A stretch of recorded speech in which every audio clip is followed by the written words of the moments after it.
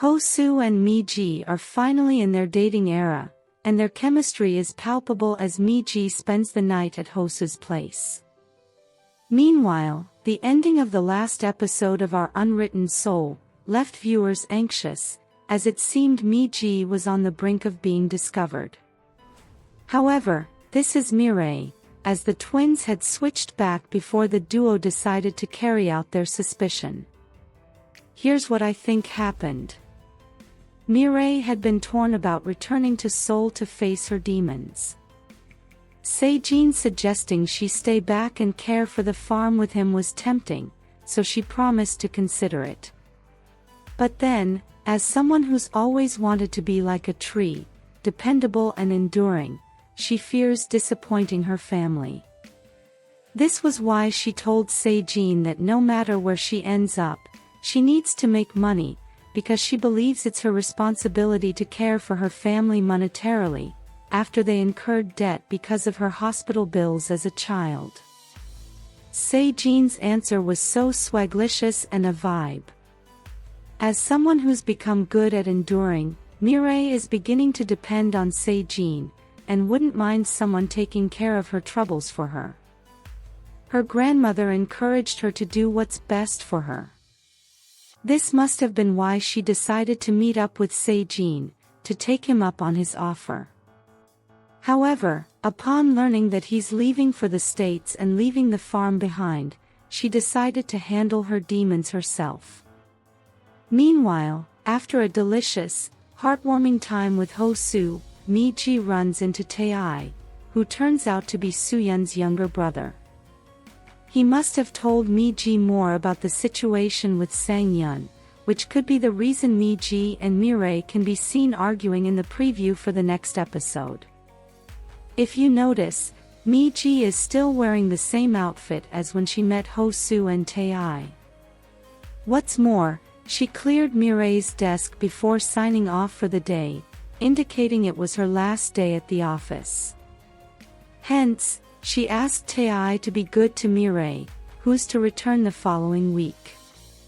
This means she must have walked into MiRae at home, after meeting Tae, and MiRae had been the one who reported to work the next day. Meanwhile, HoSu and MiJi were so cute in the last episode. Given their history, it's clear they are novices in the dating department. HoSu indulging MiJi to ensure he's not a burden on their first date, despite being sick, was thoughtful and heartwarming. Thankfully, they managed to communicate properly in the end. You could tell that the hug felt like a homecoming for both of them. But then, HoSu needs to learn how to let himself be loved. Who would have thought that Bunhong was not his biological mother, but his stepmother? It's obvious that she loves him and feels protective of him. This revelation cleared up so much. HoSu always seemed aloof with his mother. Even Rosa noticed, when he casually disclosed his resignation from the law firm, while she was fishing for some words of love. Bunhong practically gave up her family to be with him. She didn't have to, but she chose him over them. However, HoSu had been young, and the words of his peers at school had impaired his judgment. He had overheard her sister's words to her, without hearing her reply. It's sad that they are still uncomfortable around one another, after all these years.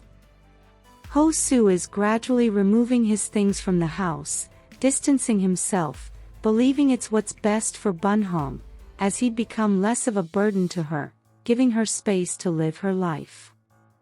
However, this is far from what Bunhong wants. Hopefully, just as he opened up with MiJi, he'd do the same with Bunhong, so he'd know the sacrifices she made on his behalf, establishing a closer relationship.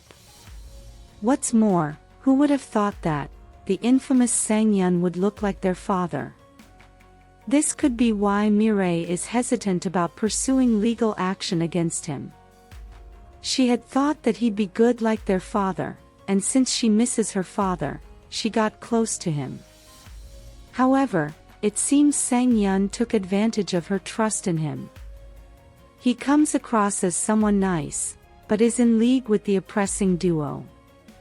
What's more, it also seems they are up to something sinister with the construction company. Tae must have pieced it together after the redial.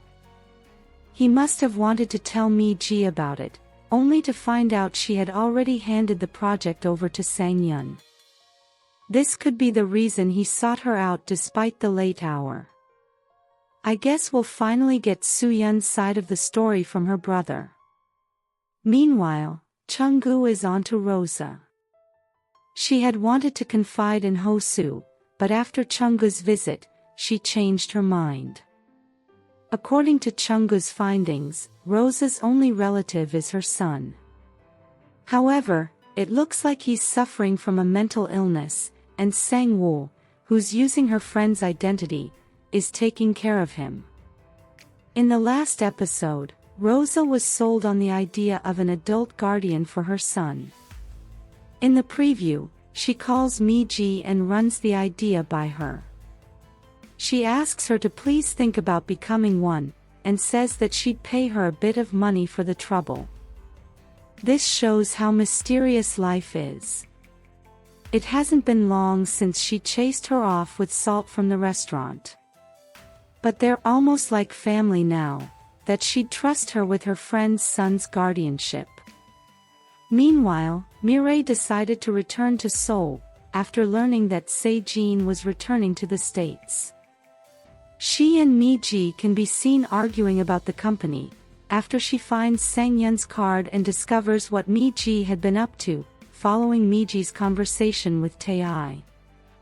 Meanwhile, Sejin is worried because of how she left, after she stated that she needed to tell him something. Sejin had a visitor from a director in the last episode, however, I don't think he's leaving because of this director, or returning to the States. Perhaps, with MiRae determined to return to Seoul, he thought about going back with her. But Myung-gap assumed he was heading to the States. Meanwhile, after angrily terminating the sister swap, MiRae returns to the company just in time, as their swap was about to be discovered by the evil duo. She also ends up confronting her past, which she wanted to avoid. Perhaps it was Tae who made the anonymous post on the company forum, but everyone assumes it's MiRae.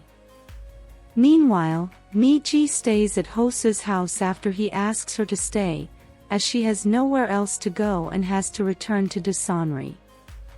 As a newly in-love couple, things are bound to heat up with them alone in HoSu's place. Meanwhile, Ok-hui is bound to fall apart when she learns about what the twins have gone through. Who do you think this is, MiRae or MiJi? Let us know your thoughts in the comments section below. If you enjoyed this content, please give it a thumbs up, share it, subscribe, and turn on your notification bell for all things wonderfully K-drama. Thanks for watching, bye.